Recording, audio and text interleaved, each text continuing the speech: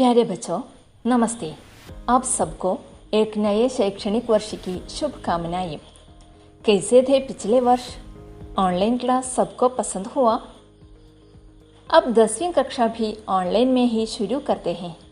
परेशानी की कोई बात नहीं, हम सब आपके साथ ही है. മക്കളെ, നിങ്ങളിപ്പോൾ നിങ്ങളുടെ ഫ്രണ്ട്സിനെയൊക്കെ ഒരുപാട് മിസ് ചെയ്യുന്നുണ്ട് അല്ലേ? ഗൂഗിൾ മീറ്റിൽ നിങ്ങളന്ന് പറഞ്ഞല്ലോ. പക്ഷേ കുറേയൊക്കെ അതിനെ മറികടക്കാനുള്ള വഴികൾ നമുക്കിന്നുണ്ട്. ഫോൺ ചെയ്യാം, വാട്സപ്പിലൂടെ ചാറ്റ് ചെയ്യാം, അങ്ങനെ. പക്ഷേ ഇതൊന്നുമില്ലാത്ത കാലത്ത് 2 സ്കൂൾ കുട്ടികളുടെ സൗഹൃദവും അവരുടെ വിരഹവും ഒക്കെയുള്ള ഒരു കൊച്ചു കഥയാണ് നിങ്ങളുടെ ഹിന്ദി പാഠപുസ്തകത്തിലെ ആദ്യ പാഠം. നിഷ്കളങ്ക ബാല്യത്തിൻ്റെ സ്നേഹവും വിരഹ ദുഃഖത്തിൻ്റെ തീവ്രതയും ഈ കഥയിലാകെ ഒരു മഴയായി നിറഞ്ഞു പെയ്യുകയാണ്.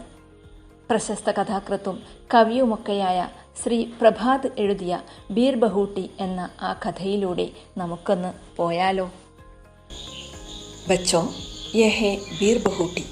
ये बीर बहूटी की एक विशेषता है.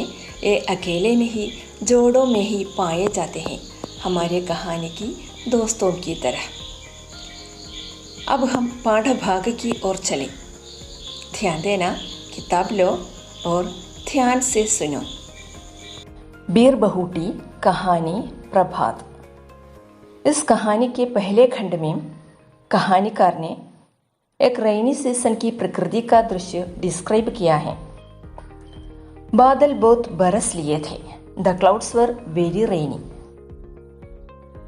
फिर भी बहुत सारा पानी उनमें बचा हुआ था.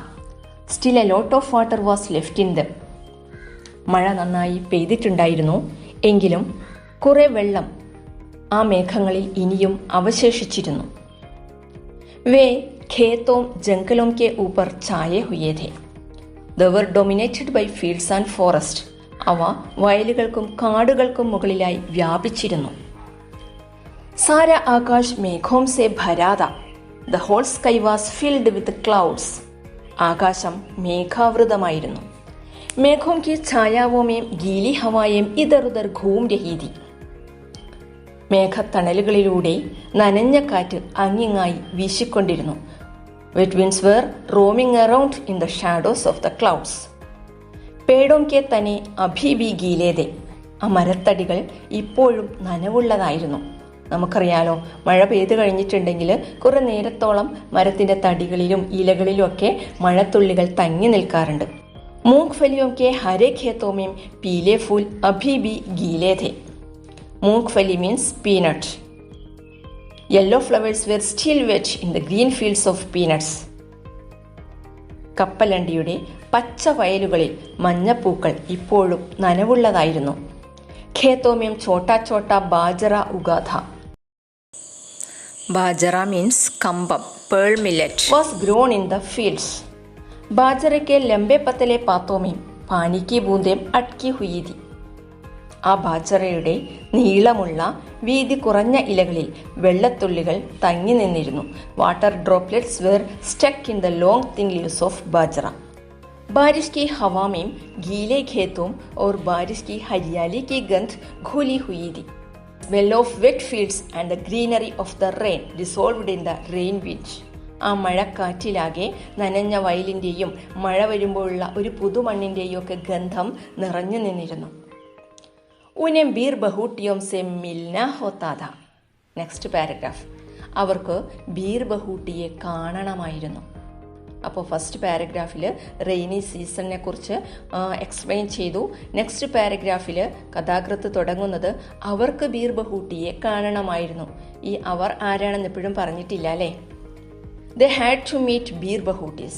So वे स्कूल के लिए घर से कुछ समय पहले निकल आते थे. അതുകൊണ്ട് തന്നെ അവർ സാധാരണ സ്കൂളിൽ പോകുന്നതിൻ്റെ കുറച്ച് ടൈം മുന്നേ അവർ വീട്ടിൽ നിന്നിറങ്ങി. കസ്ബെ സെ സട്ടെ ഇൻ ഗേത്തോമേ ബീർ ബഹൂട്ടിയാം ഖോജ കർത്തേ ഥേ.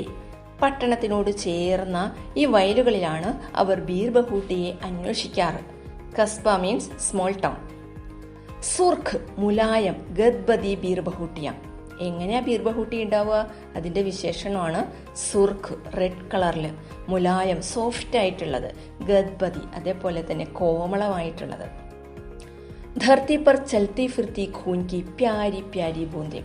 കഥാകൃത്ത് ഒന്നുകൂടെ നന്നായി അതിനെ വിശേഷിപ്പിക്കുന്നുണ്ട്, ഭൂമിയിലൂടെ നടന്നു നീങ്ങുന്ന ഓമനത്തമുള്ള രക്തത്തുള്ളികളെന്ന്. Lovely drops of blood moving on earth. ഉൻകെ ബസ്തെ ഉൻകി പീഠ് പർ ലദേ ഹോത്തേ തെ.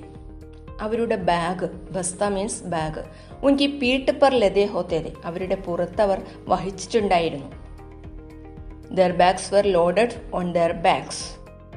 കന്തോം പർ ടങ്കെ ഹോത്തേ തെ. അവരുടെ ഷോൾഡറിലൂടെ തൂക്കിയിട്ടിട്ടുണ്ടായിരുന്നു, ഹാങ്ങിങ് on their shoulders.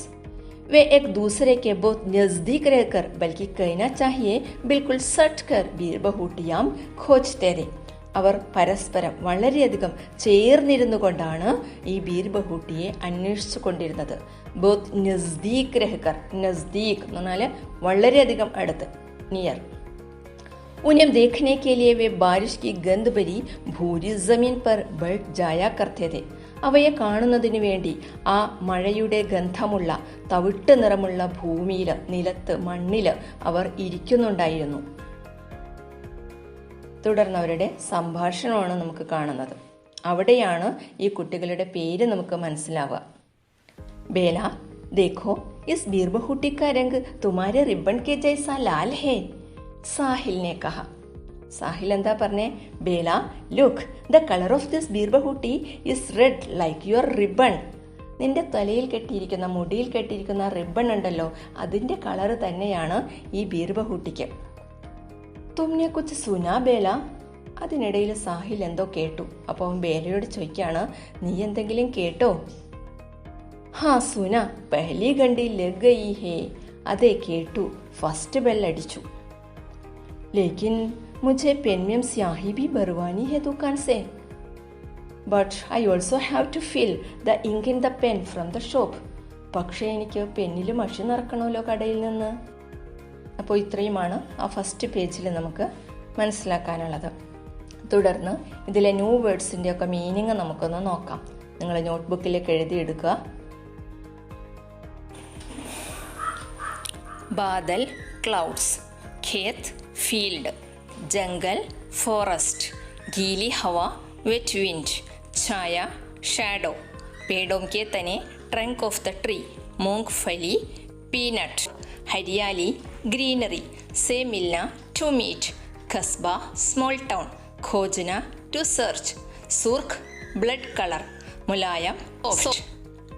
Gadbadi, soft. बस्ता, बैग. कंधा, शोल्डर. नज़दीक, वेरी क्लोज.